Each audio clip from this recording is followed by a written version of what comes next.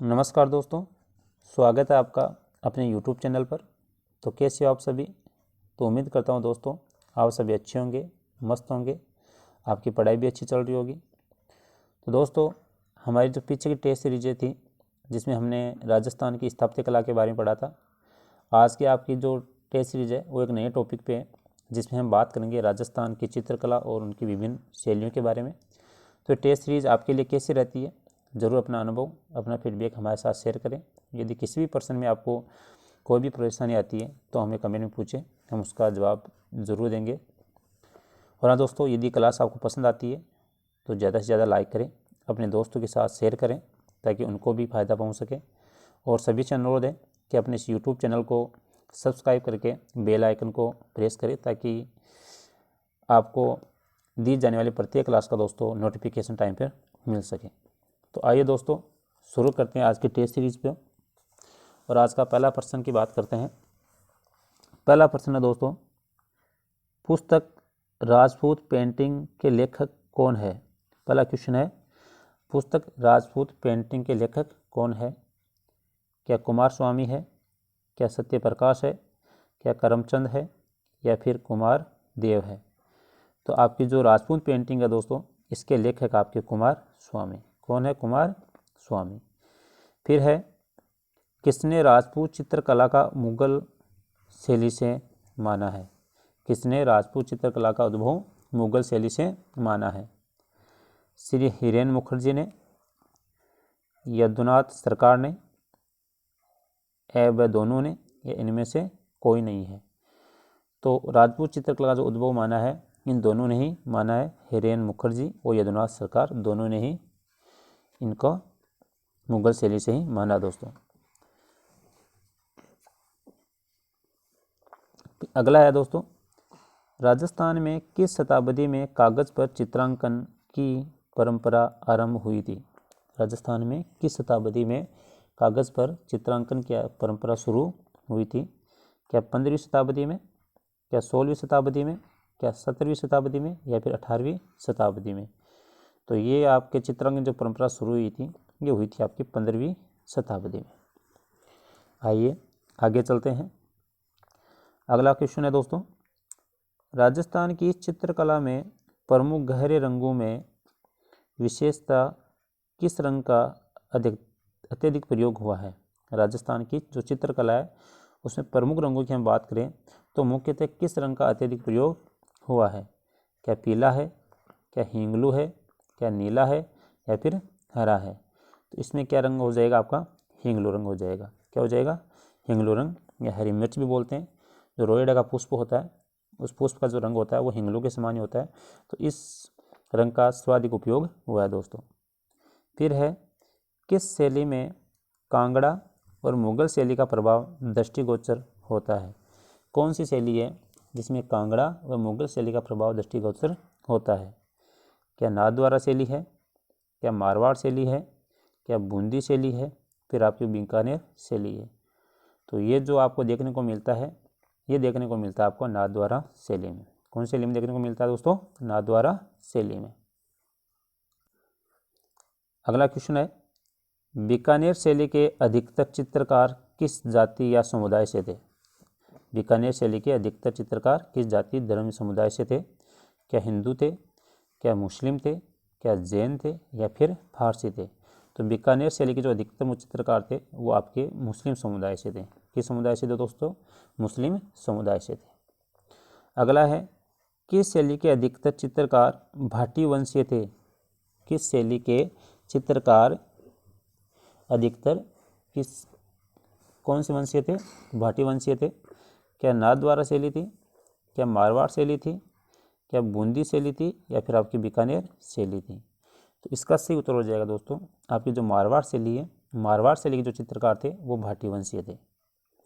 आइए अगली स्लाइड पे चलते हैं। अगला क्वेश्चन है दोस्तों, 1562 के बाद जयपुर की चित्रांकन परंपरा में सबसे अधिक प्रभाव किसका रहा है। 1562 के बाद जयपुर की चित्रांकन परंपरा में सबसे अधिक प्रभाव किसका रहा है। क्या मुगलों का रहा है, क्या फारसियों का रहा है, यूनानियों का रहा है, या इनमें से कोई नहीं है। तो यदि आप जयपुर की बात करते हो तो जयपुर में सबसे ज़्यादा प्रभाव रहा है वो दोस्तों मुगलों का रहा है। क्या आपने पढ़ा है, अनेक राजा महाराजा हुए हैं जिन्होंने मुगलों की खूब सालों तक उन्होंने सेवा की है। तो सीधा सा है, वहाँ पर आपको सबसे ज़्यादा प्रभाव भी किसको देखने को मिलेगा, मुगलों का ही देखने को मिलेगा। फिर है दोस्तों, शुक्र क्षेत्र महात्म्य के चित्रकार थे। शुक्र क्षेत्र महात्म्य के चित्रकार थे। क्या साहिबदुई थे, क्या मनोहर थे, क्या जगन्नाथ थे, या फिर हीरानंद थे। तो इसका सही उत्तर हो जाएगा दोस्तों आपका साहिबुद्दीन। कौन हो जाएगा, साहिबुद्दीन। ये आपके शुक्र क्षेत्र महात्म्य के चित्रकार थे। फिर है दोस्तों, मालती माधव के चित्र है। मालती माधव के चित्र किस शैली के हैं।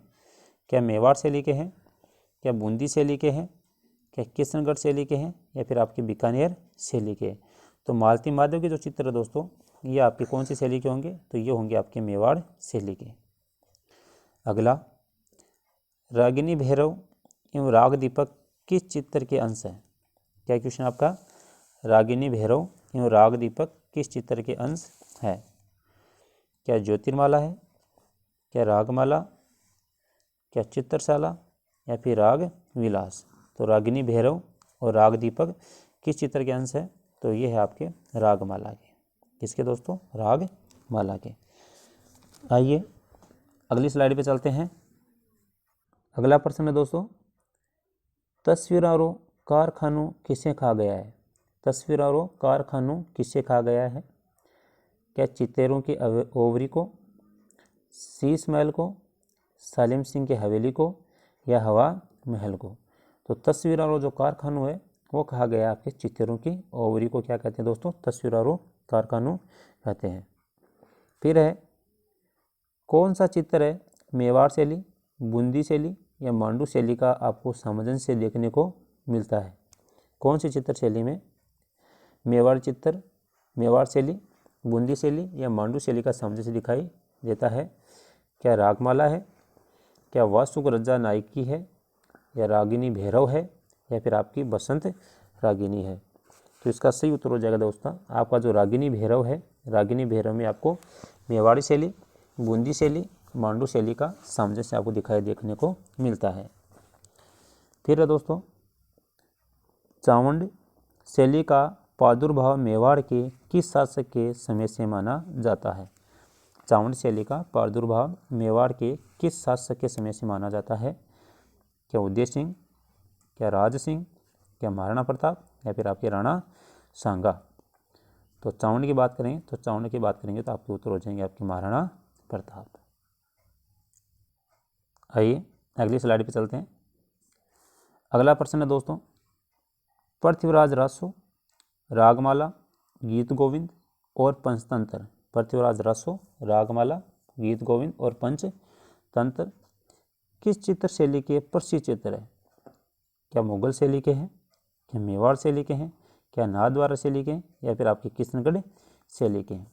तो ये सभी के सभी जो चित्र है दोस्तों ये होंगे आपके मेवाड़ शैली के। तो याद रखोगे, पृथ्वीराज रासो, रागमाला, गीत गोविंद और पंचतंत्र मेवाड़ शैली के प्रसिद्ध चित्र है। फिर है दोस्तों, अभिसार निशा किसकी रचना है। अगला प्रश्न क्या है दोस्तों, अभिसार निशा किसकी रचना है। कुंदनलाल मिस्त्री, राम गोपाल विजयवर्गीय, नरोत्तम शर्मा, या फिर आपके राजा रवि शर्मा। तो अभिसार निशा दोस्तों ये आपके राम गोपाल विजयवर्गीय की क्या है, रचना है। फिर है, किस जिले में स्थित बाहरट की हवेली, दाबाई की हवेली, पिपलिया की हवेली भित्तु चित्रों के लिए प्रसिद्ध है। यानी कौन से जिले में आपके बाहरट की हवेली, दाबाई की हवेली, पिपलिया की हवेली भित्ति चित्रों के लिए प्रसिद्ध है। क्या जोधपुर में है, क्या उदयपुर में है, क्या चूरू जिले में है, या फिर जैसलमेर जिले में है। तो इसका सही उत्तर हो जाएगा दोस्तों आपका जो उदयपुर जिला है, तो उदयपुर जिले में ये सभी हवेलियाँ प्रसिद्ध हैं। आइए अगली स्लाइड पे चलते हैं। तो दोस्तों फिर से आपसे अनुरोध है, अपने इस यूट्यूब चैनल को सब्सक्राइब करें और बेल आइकन को प्रेस करें ताकि आपको जो भी सूचना दी जाती है वो आपको समय पे मिल सके। और वीडियो को ज़्यादा से ज़्यादा लाइक करें और अपने ग्रुपों में इसे ज़्यादा से ज़्यादा शेयर करें ताकि अपने दोस्तों को भी दोस्तों इससे फ़ायदा मिल सके। और कैसी रहती है टेस्ट सीरीज हमें ज़रूर बताने की कोशिश करें, ताकि हमें भी पता चले कि हमारे द्वारा किया गया प्रयास कितना आपके लिए सार्थक सिद्ध हो रहा है। आइए अगले प्रश्न की बात करते हैं। मेवाड़ और ब्रज की सांस्कृतिक परंपराओं के सम्मिश्रण से किस शैली का उद्भव हुआ माना जाता है? मेवाड़ और ब्रज की सांस्कृतिक परंपराओं के मिश्रण से किस शैली का उद्भव हुआ माना जाता है?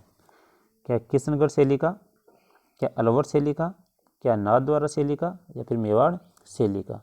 तो इसका सही उत्तर हो जाएगा दोस्तों आपका जो नाथद्वारा शैली है, उसमें आपको मेवाड़ और ब्रज दोनों के गुण देखने को मिलते हैं।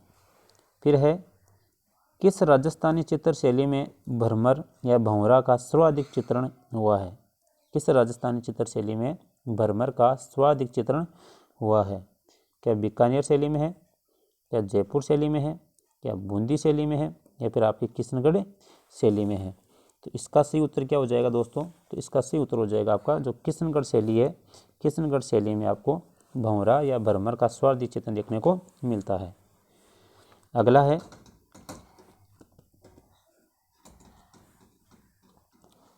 लंबा चेहरा, लंबा कद, लंबी अंगुलियां, नुकीली नाक, पतली कमर, सुराहीदार गर्दन किस चित्रकला शैली की प्रमुख विशेषताएं हैं?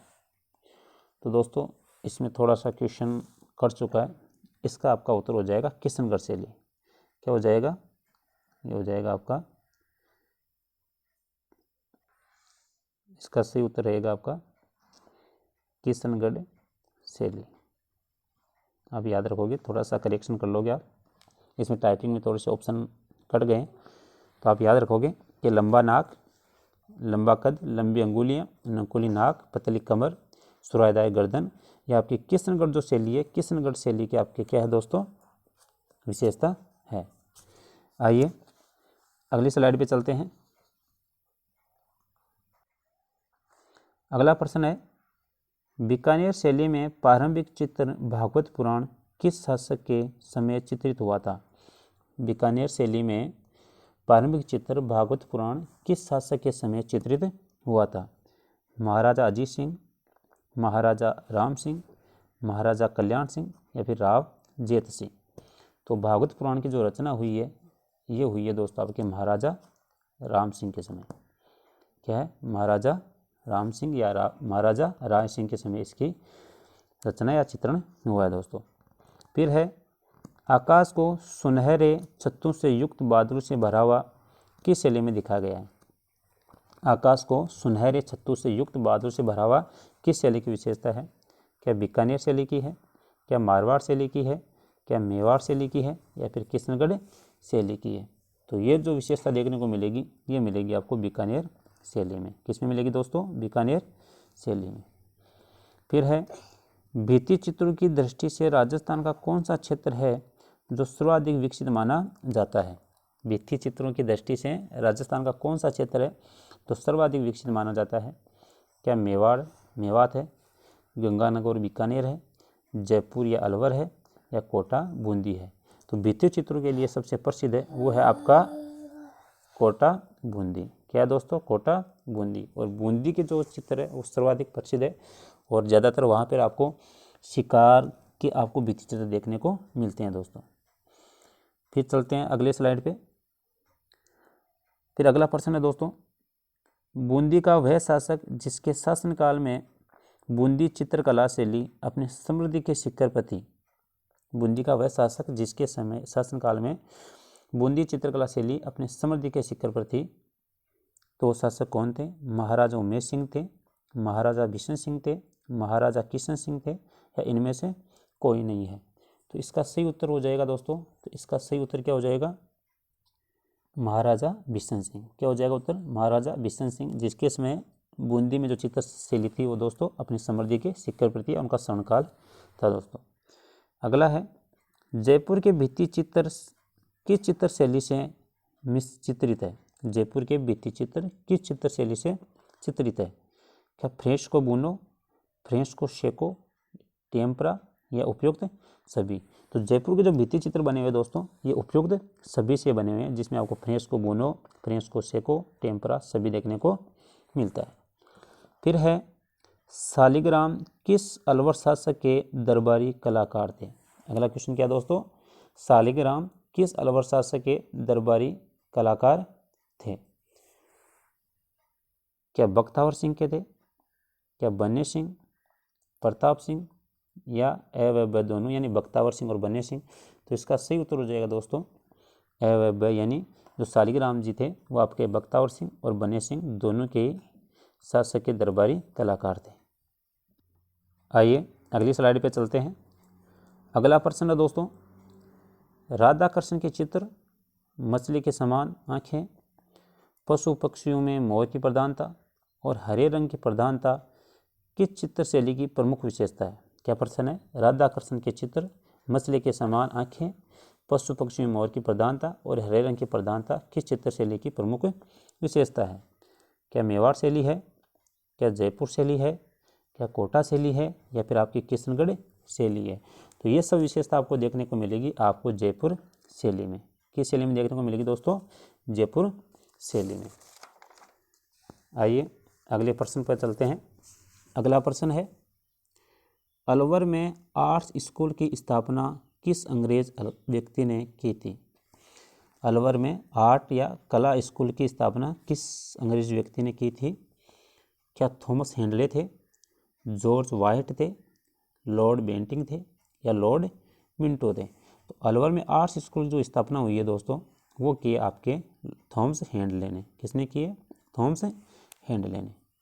फिर है, अलवर शैली में किस पशु का अंकन आपको देखने को मिलता है। क्या क्वेश्चन है दोस्तों, अलवर शैली में किस पशु का अंकन देखने को मिलता है। क्या घोड़ा है, क्या हाथी है, क्या वरा है या फिर सिंह है। तो आपको जो अलवर शैली है, उस अलवर शैली में आपको जो घोड़ा पशु है, घोड़े पशु का अंकन आपको देखने को मिलता है। आइए अगली स्लाइड पे चलते हैं। अगला प्रश्न दोस्तों, हाथी दांत के फलकों पर चित्रकारी हेतु प्रसिद्ध मूलचंद एवं उदयराम चित्रकार किस अलवर शासक के समय में थे। क्या क्वेश्चन है, हाथी दांत के फलकों पर चित्रकारी हेतु प्रसिद्ध मूलचंद एवं उदयराम चित्रकार किस अलवर शासक के समय में थे। क्या महाराजा मंगल सिंह के समय में, क्या प्रताप सिंह के समय में, बने सिंह के समय में या फिर इनमें से कोई नहीं।